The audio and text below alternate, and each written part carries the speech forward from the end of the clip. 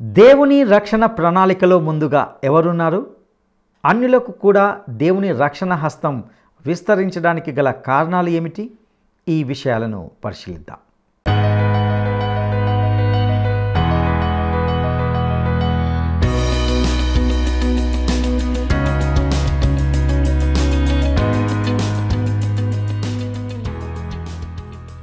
మహారక్షకుడును ప్రభు అయిన యేసుక్రీస్తు శ్రేష్టమైన నామంలో ప్రేమధార టీవీ వీక్షకులందరికీ శుభములు తెలియజేస్తున్నాం. నేటి మన ధ్యాన భాగంగా రోమా పత్రిక 10వ అధ్యాయము 16 నుండి 21 వరకు ధ్యానించుకోబోతున్నాం. ఇందులో సువార్త విన్న వారందరూ దానిని విశ్వసించలేదని, యెషయా కాలంలో ఇలాగే జరిగిందని పౌలు చూపించాడు. యెషయా గ్రంథము 53లో తన సేవకుని గురించిన దేవుని సందేశాన్ని ఎవరూ నమ్మలేదు. హింసింపబడుతున్న ఆ సేవకుని గురించిన సందేశం యేసు మరణం గురించిన ప్రవచనమై ఉన్నది. యేసు శిలువపై మరణించాడు, తద్వారా దేవుడు ప్రజల పాపాలను క్షమించాడు. కానీ అందరూ దేవుని సందేశాన్ని పాటించలేదు. ప్రజలు సందేశాన్ని విన్నప్పుడు వారిలో విశ్వాసం కలుగుతుంది. అది క్రీస్తు గురించిన సందేశం. అయితే ఈ సందేశాన్ని వినడానికి తమకు అవకాశం లేదని యూదులు చెప్పలేకపోయారు. అన్యులు యూదులను చూచి అసూయపడేంత గొప్పగా దేవుడు వారిని ఉన్నతంగా ఉంచాడు. వాస్తవానికి గతంలో దేవుని గురించి అన్యజనులకు ఎవరూ బోధించలేదు, కాబట్టి వారు వాక్యాన్ని గ్రహించలేదు. ఇక ఇందులో వాక్యం యొక్క విశిష్టతను, అందులో ఇమిడి ఉన్న విషయాలను ఈనాటి సందేశంలో మనము తెలుసుకుందామా? శ్రోతలు, మీ బైబిళ్ళు తెరవండి. ఈరోజు మన వాక్య పాఠ్య భాగం రోమాపత్రిక 10వ అధ్యాయం 16 నుండి 21 వచనం వరకు జాగ్రత్తగా వినండి. అందరూ సువార్తకు లోబడలేదు. ప్రభువా, మా వర్తమానము ఎవడు విశ్వసించాడు అని యెషయా చెబుతున్నాడు కదా. కాగా వినుట వలన విశ్వాసము కలుగుతుంది, వినటం క్రీస్తును గూర్చిన మాట వలన కలుగుతుంది. అయినా నేను చెప్పేది ఏమనగా, వారు వినలేదా? విన్నారు గదా. వారి స్వరము భూలోకమందు అంతటికీ, వారి మాటలు భూదిగంతముల వరకు బయలువెళ్ళాయి. నేను చెప్పేదేమంటే, ఇశ్రాయేలుకిది తెలియకుండానే ఉందా? జనము కాని వారి వలన మీకు రోషము పుట్టిస్తాను, అవివేకమైన జనము వలన మీకు ఆగ్రహము కలుగచేస్తాను అని మొదట మోషే చెబుతున్నాడు. యెషయా తెగించి అన్నాడు, నన్ను వెదకని వారికి నేను దొరికాను, నా గురించి విచారణ చెయ్యని వారికి ప్రత్యక్షమయ్యాను. ఇశ్రాయేలు విషయమైతే ఆయన చెబుతున్నాడు, అవిధేయులై ఎదురాడే ప్రజలకు నేను దినమంతా నా చేతులు చాచి ఉన్నాను. శ్రోతలు వింటున్నారా? ఎందరూ సువార్తకు లోబడుతున్నారు అంటే వీరు అల్పసంఖ్యాకులే. ఎవరు విన్నారు? ఎంతమంది వింటున్నారు? కొద్దిమంది మాత్రమే. 17వ వచనం ఈ అధ్యాయానికి కీలకం. విన్నవారే విశ్వాసులు. వినటం వల్ల విశ్వాసం కలుగుతుంది. వేదాంతోపన్యాసాల వల్ల, చర్చల వల్ల, వాదోపవాదాల వల్ల విశ్వాసము కలగదు. బైబిలు పాండిత్యము వల్ల కూడా విశ్వాసం కలగదు. వాక్యం ప్రకటించబడినప్పుడు విను, అప్పుడు విశ్వాసం నీకు కలుగుతుంది. దేవుని వాక్యం వినకుండా ఎవరూ రక్షించబడరు. ఈ రోజుల్లో సమాచార ప్రకటన సాధనాలలో ఎంతో అభివృద్ధి వచ్చింది. అన్ని పద్ధతులు వాడి సువార్తను అందరూ వినేట్లు చూడాలి. భూదిగంతాల వరకు సువార్త అందాలి. ద్వితీయోపదేశకాండం 32వ అధ్యాయం 21వ వచనాన్ని పౌలు ఇక్కడ ఉటంకిస్తున్నాడు. వారు దైవము కాని దాని వలన నాకు రోషము పుట్టించారు, తమ వ్యర్థ ప్రవర్తన వల్ల నాకు కోపము పుట్టించారు. కాబట్టి జనము కాని వారి వలన వారికి రోషము పుట్టిస్తాను, అవివేక జనము వలన వారికి కోపము పుట్టిస్తాను. ఈ రోజున అన్యులలో నుండి దేవుడు తన కోసమై కొందరిని ప్రత్యేకించుకుంటున్నాడు. ఈ అధ్యాయంలో పౌలు యెషయా 65వ అధ్యాయం 1వ వచనాన్ని మరోసారి ఉటంకించాడు. నా వద్ద విచారణ చేయని వారిని నా దర్శనానికి రానిచ్చాను, నన్ను వెదకని వారికి నేను దొరికాను. నేనున్నాను, ఇదిగో నేనున్నాను అని నా పేరు పెట్టబడని జనముతో చెప్తున్నాను. చూచారా శ్రోతలు, యెషయా కూడా అన్యజనుల రక్షణను ప్రవచించాడు. చీకటిలో ఉన్న అన్యజనులు క్రీస్తును కనుగొంటారు. ఇశ్రాయేలీయులకు పాత నిబంధనలో చాలినంత వెలుగు ఉంది, మరెందుకు దాన్ని పోగొట్టుకున్నారు? దీనికి వారేమి సంజాయిషీ చెప్తారు? మిషలు అర్ధరహితమైనవి. దేవుడు దినమెల్లా వారి కోసమై చేతులు చాపి ఉన్నాడు. అలా ఎంతకాలం చేతులు చాపి ఉంచాడో ఊహించండి. అదెంత శ్రమ! నిర్గమకాండం 17వ అధ్యాయం 9 నుండి 12వ వచనం వరకు మోషే తన ప్రార్థన హస్తాలు చాచి ఉంచగా అహరోను, హూరు అతని చేతులు వాలిపోకుండా ఎత్తి పట్టుకున్నారు. అహరోను, హూరులు ఒకడు ఈ ప్రక్క, ఒకడు ఆ ప్రక్క మోషే చేతులను ఆదుకొనగా అతని చేతులు సూర్యుడు అస్తమించే వరకు నిలకడగా ఉన్నాయి. గాని దేవుని చేతులను ఎవరూ ఎత్తి పట్టుకోనక్కర్లేదు. ఎన్నో శతాబ్దాలుగా ఆయన చేతులు చాచినవి చాచినట్లే ఉన్నాయి. యెషయా గ్రంథం 65వ అధ్యాయం 2వ వచనం, లోబడనొల్లని ప్రజల వైపు దినమంతా నా చేతులు చాపుతున్నాను. ఇశ్రాయేలు ప్రజలకు దేవుడు చూపిన కృప అవధులు లేనిది.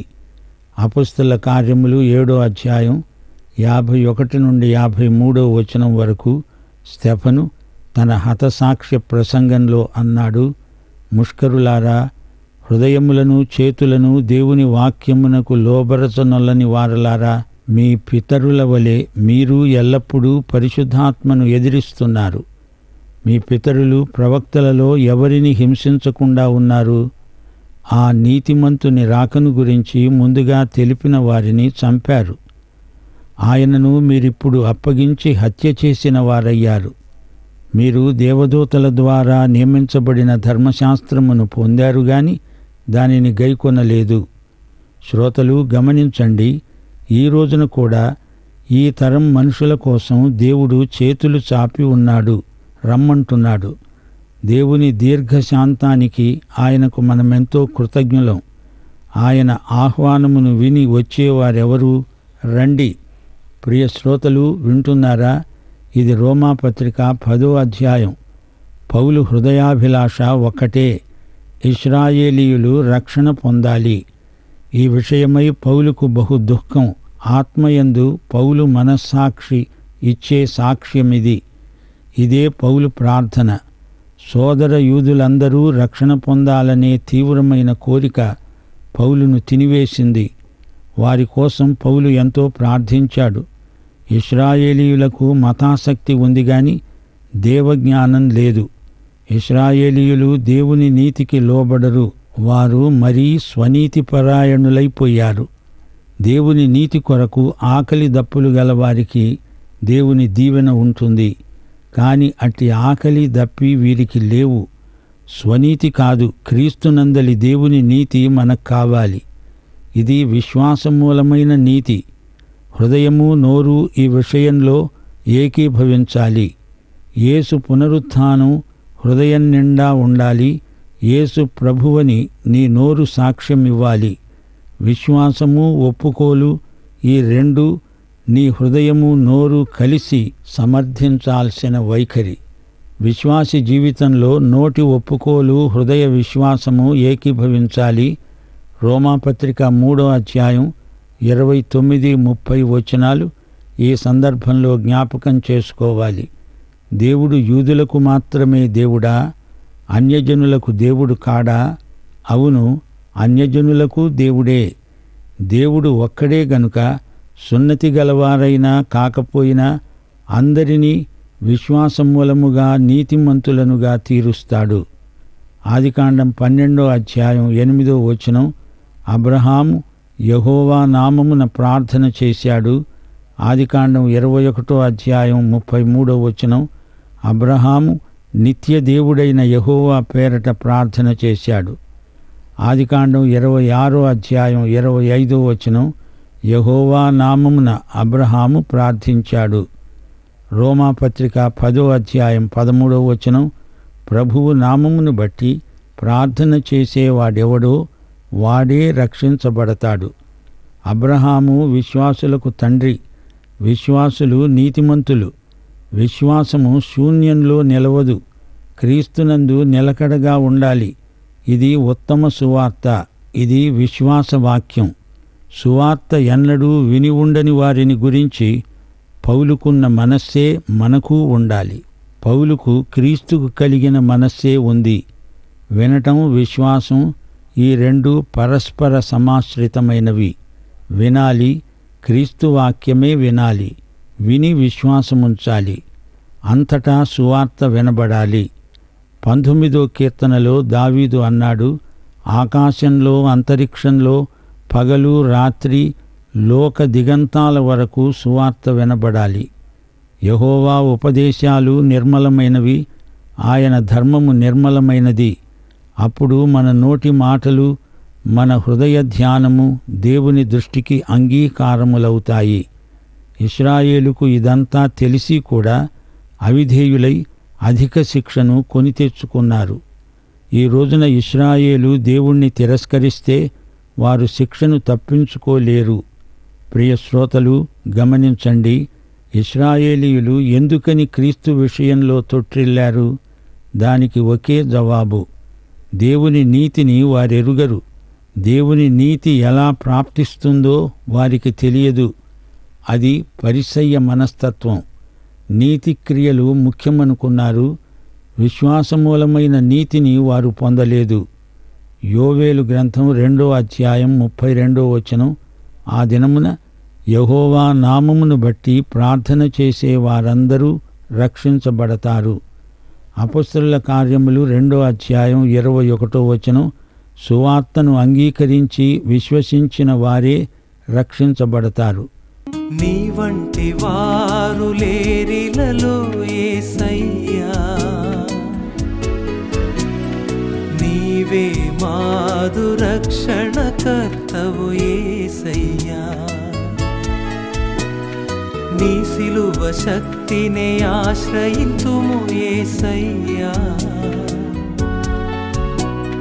నీ పునరుత్థానమే నిత్య జీవము యేసయ్యా.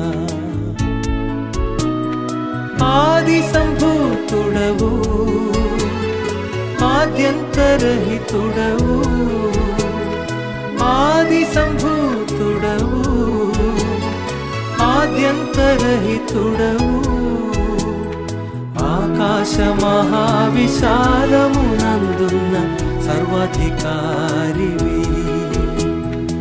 ఆకాశ మహావిశాలమునందున్న సర్వాధికారివి.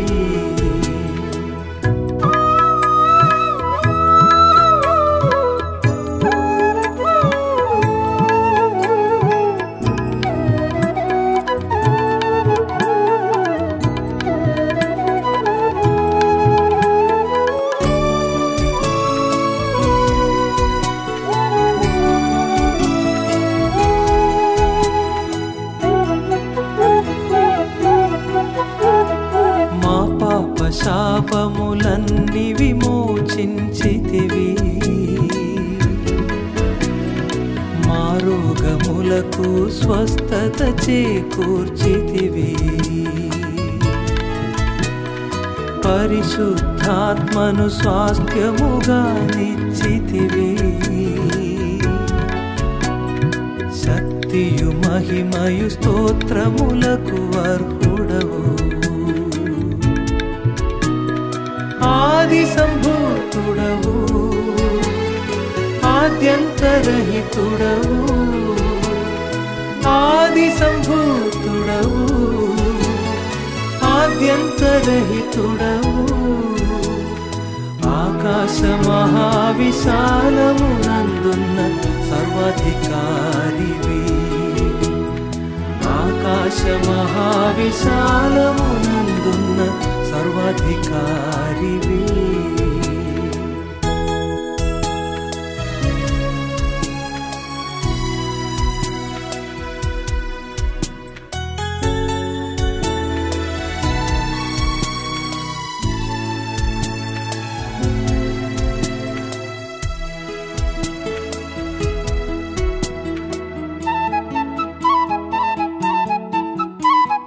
ప్రతివాని మోకాలు నీ నామమున వంగును, ప్రతివాని నాలుక యేసు ప్రభువని ఒప్పుకొనును. పరలోకమందున్న భూమి యందున్న వారిలో పరలోక తండ్రి అధికముగా హెచ్చించును.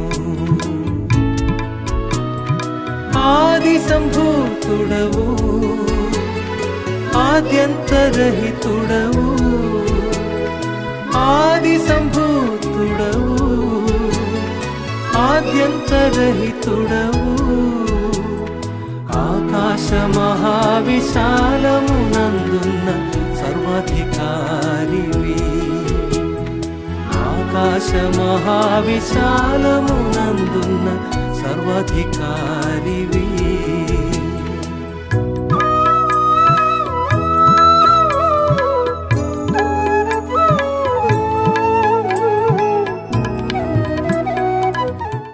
ఈ అధ్యాయంలో 14 నుండి 17వ వచనం వరకు పౌలు యొక్క సౌవార్తిక మనస్తత్వం వ్యక్తమవుతోంది. పంపబడని ఎడల ఎలా ప్రకటిస్తారు? పంపేవారు, పంపబడేవారు, ఇదే సౌవార్తిక ఉద్యమ స్ఫూర్తి. అందమైన పాదాలు గల సువార్తికుడు అపొస్తలుడైన పౌలు. దేవుడు చేతులు చాచాడు. పౌలు హృదయం బద్దలైపోయింది. అయినా ఇశ్రాయేలీయులందరూ నమ్మలేదు. అయితే అన్యులు నమ్మి రక్షించబడ్డారు. సోదరీ సోదరులారా, నిరుత్సాహపడకండి, సువార్త ప్రకటించండి, మీ పాదాలను అందంగా ఉంచుకోండి. ఈ అధ్యాయంలో పౌలు యూదులను గురించి కఠినంగా మాట్లాడినట్లు ధ్వనిస్తోంది. కాని పౌలు హృదయం శృతిమెత్తనిది. వారు రక్షించబడాలి అనేదే పౌలు హృదయాభిలాష. యేసు యెరూషలేమును గురించి ఎంత విలపించాడో మనకు తెలుసు. పౌలు ప్రేమ గలిగి సత్యము చెబుతాడు. యూదుల ఆసక్తి కేవలం మతాసక్తి. అందులో దేవుని జ్ఞానం బొత్తిగా లేదు. ఈ ఆసక్తి ఆత్మప్రేరితమైనది కాదు. ధర్మశాస్త్రమందలి అక్షరాన్ని పాటించడానికి యూదులు ఎంత కష్టపడతారో చూస్తే ఆశ్చర్యం వేస్తుంది. యూదుల ఆసక్తి ధర్మశాస్త్ర నియమాలను తూచా తప్పకుండా పాటించటంలో వారు కనపరిచారు. ధర్మశాస్త్రము కోసం ప్రాణాలు సైతం ఇస్తామన్నంత ఆసక్తి. అది జ్ఞానానుసారమైనది కాదు. ధర్మశాస్త్రానికి లోబడితే దేవుడు గొప్ప బహుమానమిస్తాడని వారి నమ్మకం. ధర్మశాస్త్ర అర్చనాచారాదులకు ముగింపు క్రీస్తే. క్రీస్తే నెరవేర్పు. దేవుడు అప్పిచ్చేవాడు, మనిషి అప్పు తీర్చాల్సిన వాడు అనే సంబంధం కాదిది. ఇది కృప. నీవు అచ్చి ఉన్న దాన్ని వసూలు చేసేవాడు కాడు దేవుడు. ఆయన కఠినుడైన న్యాయాధిపతి కాడు. నిన్ను శిక్షించడానికి ఆయన దర్బారు తీర్చి ఉండలేదు. దేవుణ్ణి శాంతిపరచడానికి నీవు అర్పించాల్సిన బలులేమీ లేవు. ఈ కృపాకాలంలో నీవు ఆయన ప్రేమను అంగీకరించాలి, అంతే. దేవుని కృప, ప్రేమ, కనికరం క్రీస్తునందు నీకు ఉచితం. లేవియకాండం 18వ అధ్యాయం 5వ వచనం, మీరు నా కట్టడలను నా విధులను గైకొనాలి, ఆచరించాలి. వాటిని గైకొనేవాడు వాటి వలన బ్రతుకుతాడు. ఈ వచనాన్ని పౌలు ఉటంకించాడు. అయితే ధర్మశాస్త్రమంతటినీ నెరవేర్చి బ్రతికినవాడు ఎవడూ లేడు. ద్వితీయోపదేశకాండం 30వ అధ్యాయం 12-13 వచనాలు. దేవుని మాట ఎక్కడో ఆకాశంలో సముద్రానికి అవతల ఉన్నది కాదు, నీకు బహు సమీపముగా ఉన్నది. అది నీ హృదయంలో ఉంది, నీ నోట ఉంది. క్రీస్తు పరలోకం నుంచి దిగిరావటం కానీ, మృతులలో నుండి లేవటం కానీ నీవు చేసింది కాదు. అందులో నీ ప్రమేయమేదీ లేదు. మన స్వప్రయత్నం చేత మనము నీతిమంతులము కాలేదు. అంతా ప్రభువే చేశాడు. దానిని మనం అంగీకరించాలి, స్వీకరించాలి, అంతే. యేసు ప్రభువని నోటితో ఒప్పుకో. యేసును ప్రభువని గుర్తించాలి. నీ రక్షణ యేసు ప్రభుత్వంతో ముడిపెట్టబడింది. అంతేకాదు, యేసు పునరుత్థానాన్ని హృదయపూర్వకంగా నమ్మాలి. క్రైస్తవ విశ్వాసానికి పునరుత్థానం ఆధారం. యేసు సజీవుడు అని నమ్మాలి. యేసును గురించి తెలుసుకుని ఉండడం కాదు, ఆయనను వ్యక్తిగతంగా సన్నిహితంగా ఎరిగి ఉండాలి. యేసు చరిత్రలోని వ్యక్తి మాత్రమే కాడు, ఆయన నీ అనుభవంలో ఉన్న ప్రభువు. యేసు హతసాక్షిగా చనిపోలేదు, ఆయన నీ రక్షకుడుగా చనిపోయి తిరిగి లేచాడు. ఆయన మృత్యుంజయుడు. ఈ వాస్తవాన్ని నీవు ఎరిగి ఉండాలి. హృదయ విశ్వాసము, నోటి సాక్ష్యము ఈ రెండూ ఏకీభవిస్తేనే కాని అది రక్షణానుభవం కాజాలదు. యూదులకు ధర్మశాస్త్రం అంటే ఎంతో ముఖ్యం. దేవుని దగ్గరికి రావడం అంత సులభమా? ధర్మశాస్త్రం లేకుండా ఊరికే విశ్వాసం ద్వారా ఎలా దేవుని దగ్గరికి వస్తాము? ప్రతి ఒక్కడూ దేవుని దగ్గరికి ఉన్నపాటున రావచ్చు అంటారేమిటి అని యూదులు అభ్యంతరాలు చెప్తారు. అన్యులను యూదులను ఒకే అంతస్తులో ఉంచడం యూదులకు గిట్టని సంగతి. పౌలు స్పష్టంగా చెబుతున్నాడు, విశ్వసించేవాడు సిగ్గుపడడు. ప్రభువు నామమున ప్రార్థన చేసేవాడెవడో వాడు రక్షించబడతాడు. ఈ వాగ్దానం ప్రతి ఒక్కరికి, యూదుడైనా గ్రీసు దేశస్థుడైనా ఏ భేదము లేదు. ఈ వాగ్దానం అందరికీ వర్తిస్తుంది. యెషయా, యోవేలు ఈ సత్యాన్ని ప్రతిపాదించారు అంటూ పౌలు యూదులను ఉద్దేశించి సార్వత్రిక రక్షణ సందేశం ప్రకటిస్తున్నాడు. ధర్మశాస్త్రం కాదు, ఇది కృప. మీరందరూ ఈ కృపాసువార్తను నమ్మి రక్షించబడాలి. అది నా హృదయాభిలాష అంటున్నాడు పౌలు. మీ ఆసక్తి జ్ఞానానుసారమైనది కాదు అని ఖండితంగా చెప్తున్నాడు. నేనేమీ ఏదో కొత్త సిద్ధాంతాన్ని కల్పించి చెప్పటం లేదు. ప్రవక్తలు ఇదే సత్యాన్ని ప్రబోధించారు అని రుజువు చేసి రక్షణ మార్గం క్రీస్తే, క్రీస్తునందలి విశ్వాసమే అని ధైర్యంగా ప్రకటించాడు పౌలు. వినటం చేత విశ్వాసం. ఏమి వినాలి? అది క్రీస్తును గురించిన వాక్యం.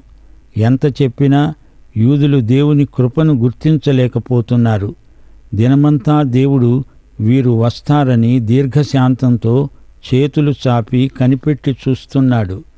యెషయా తన ప్రవచనాలలో సువార్తికుని పాదాలు ఎంత సుందరమైనవో పేర్కొన్నాడు. సువార్తికుడు పంపబడాలి, ప్రజలు వినాలి, రక్షించబడాలి. యూదులు తమ అవిశ్వాసం చేత, అపనమ్మకం చేత ఎన్నో ఆశీర్వాదాలు పోగొట్టుకున్నారు. చరిత్ర పునరావృతమవుతోంది. ఇశ్రాయేలుకు దేవుడు ఎన్నో అవకాశాలిచ్చాడు, గాని వారు మొండికెత్తారు, అవిధేయులయ్యారు. దేవుని మాట భూదిగంతాల వరకు వెళ్ళిపోతోంది. యూదులు ఎందుకు ఈ సత్యాన్ని చూడలేకపోతున్నారు? అది దేవునికే తెలుసు. అయితే అన్యులు గ్రహిస్తున్నారు, రక్షించబడుతున్నారు. యూదుల నిర్లక్ష్యం అన్యులకు అవకాశ ద్వారాలను తెరిచింది. దేవుని దీవెనలు అన్యులకు బదిలీ చేయబడ్డాయి. దూరస్థులు వారొక జనం కారు. దేవుని కృప వారిని చేర్చుకున్నది. వారికి ప్రవేశం లభించింది. వెదకని వారికి మహదైశ్వర్యం దొరికింది. దేవుడు బయలుపరచిన జ్ఞాన ప్రత్యక్షాన్ని యూదులు నిర్లక్ష్యం చేశారు. ఇది వారి అజ్ఞానం కాదు, జ్ఞానాన్ని తిరస్కరించిన అపరాధం, మొండితనం, మకురుతనం. ఇది క్షంతవ్యం కాదు. దేవుడు చాపిన చేతులు అలాగే ఉన్నాయి. ఒక జాతిగా ఇశ్రాయేలు కదలి రావటం లేదు. ఇప్పుడైతే వారికి ఎట్టి మెషా లేదు, సాకులు చెప్పే ఆస్కారమే లేదు. ప్రత్యక్షాన్ని తిరస్కరిస్తే దాని ఫలితాన్ని వారు అనుభవించక తప్పదు. ఆధ్యాత్మిక అంధత్వం ప్రమాదకరం. కావాలని కండ్లు మూసుకొని అంతా చీకటి, నాకేమీ కనపడటం లేదు అంటే ఎలాగా? వినబడకుండా చెవులు మూసుకొని నాకేమీ వినబడడం లేదని ఫిర్యాదు చేయటం ఎలాంటి వైఖరి? ప్రియ శ్రోతలు, వింటున్నారా? దేవుడు మనకు మనస్సాక్షినిచ్చాడు. పరిశుద్ధాత్మ నడుపుదల మనకుంది. ఇక అజ్ఞానానికి తావేది? యథార్థంగా ఆలోచిస్తే మనకు సత్య ప్రత్యక్షం ఉంది. నిర్నిబంధంగా దానికి లోబడాలి. లేకపోతే అది స్వయంకృతాపరాధమే అవుతుంది. ఇశ్రాయేలు చరిత్ర నుండి మనం నేర్చుకోవలసిన గుణపాఠమిదే. మనం నిమిత్త మాత్రులం. దేవుడు పరమ కుమ్మరి, కుంభకారుడు. నీవు నేను ఆయన చేతిలోని బంకమన్ను లాంటి వారము, అంతే. అంతా దేవుని నిర్ణయమే. అయితే అది నీ తీర్మానాన్ని బట్టే నీలో సఫలమవుతుంది. దేవుని నిర్ణయం, మానవుని తీర్మానం, ఈ రెండిటి సమన్వయం ఒక మర్మం. అది దేవునికే తెలుసు. సమస్తానికి కర్త దేవుడే. అయితే నీకు నాకు దేవుడు చిత్తమనేది ఇచ్చాడు. తీర్మాన స్వేచ్ఛ మనకుంది. మానవుడు దేవుని నిర్ణయాన్ని అంగీకరించగలడు లేదా తిరస్కరించగలడు, నిరాకరించగలడు. అంతా దేవుని వశం. అయితే నీ తీర్మానం మీద నీ నిత్యత్వం ఆధారపడి ఉంది. ప్రియశ్రోత, నీవు రక్షించబడ్డావా? పాఠం ఇంతటితో సమాప్తం. యేసు ప్రభువు వారి కృప, తండ్రి యొక్క వాత్సల్యము, పరిశుద్ధాత్మ ఆదరణ మనకు సదాకాలము తోడై ఉండునుగాక. ఆమెన్.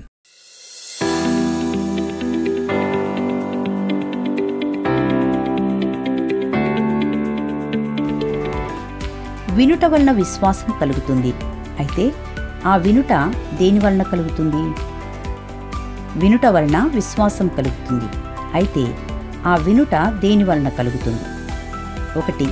క్రీస్తుని గూర్చిన మాట వలన. 2. ధర్మశాస్త్రమునకు సంబంధించిన మాట వలన. 3. పరిశుద్ధాత్మ యొక్క కార్యముల వివరణ వలన. ప్రియులారా, ఇంతవరకు మనము రోమాపత్రిక 10వ అధ్యాయము 16 నుండి 21 వరకు ధ్యానించుకొని ఉన్నాం. ఇందులో సువార్తకు లోబడేవారు బహు తక్కువ మంది ఉంటారని తెలుసుకున్నాం. సువార్త వినుట వలన విశ్వాసం కలుగుతుందని ఎంతో స్పష్టంగా ఇందులో చెప్పబడింది. దేవుడు తన కోసం వెదకని వ్యక్తులకు తనను తాను కనపరుచుకుంటాడు. మరొక మాటలో చెప్పాలంటే, దేవుడు అన్యులుగా ఉన్నవారిని రక్షిస్తాడు. దేవుడు అన్యజనులను వారి విశ్వాసం కారణంగా ఎలా రక్షించాడో పౌలు ఇప్పటికే వివరించాడు. అయితే చాలామంది యూదులకు విశ్వాసం లేదు, బదులుగా వారు అవిశ్వాసం చూపించారు.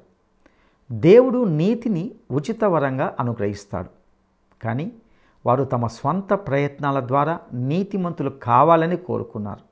అది అసాధ్యం. చాలామంది యూదులు తమ పాపపు వైఖరి కారణంగా సువార్తను వినలేదు లేదా అర్థం చేసుకోలేదు. వారి అవిశ్వాసం వలన వారు సువార్తకు లోబడరు. వారి చరిత్రలో దేవుడు యూదులకు విజ్ఞప్తి చేశాడు. ఒక తండ్రిలా దేవుడు చేతులు చాచాడు. వారిని చిన్నపిల్లలుగా స్వీకరించడానికి సిద్ధంగా ఉన్నాడు. కానీ వారు ఆయన మాట వినడానికి ఇష్టపడలేదు. వారు తమ స్వయం కృషితో రక్షణ పొందాలి అని అనుకున్నారు, కానీ అది సాధ్యం కాదు. ప్రియ సహోదరుడా, సహోదరి, దేవుడు తనను విశ్వసించే ప్రతి ఒక్కరికి రక్షణను ఉచిత వరంగా అందిస్తాడు. రక్షణ పొందాలంటే అదొక్కటే మార్గం. ఈ రక్షణ యూదులకు, అన్యజనులకు అందరికీ అందుబాటులో ఉంది. సువార్త సందేశం ఇంకా ప్రపంచమంతటా వినిపించబడలేదు అనేది నిజం. ఒకవేళ నీవు ఇంకా రక్షించబడకపోతే నేడే రక్షణ దినం, మిక్కిలి అనుకూల సమయం. అట్టి కృప దేవుడు మీకు దయచేయనుగాక. దైవాశీస్సులు.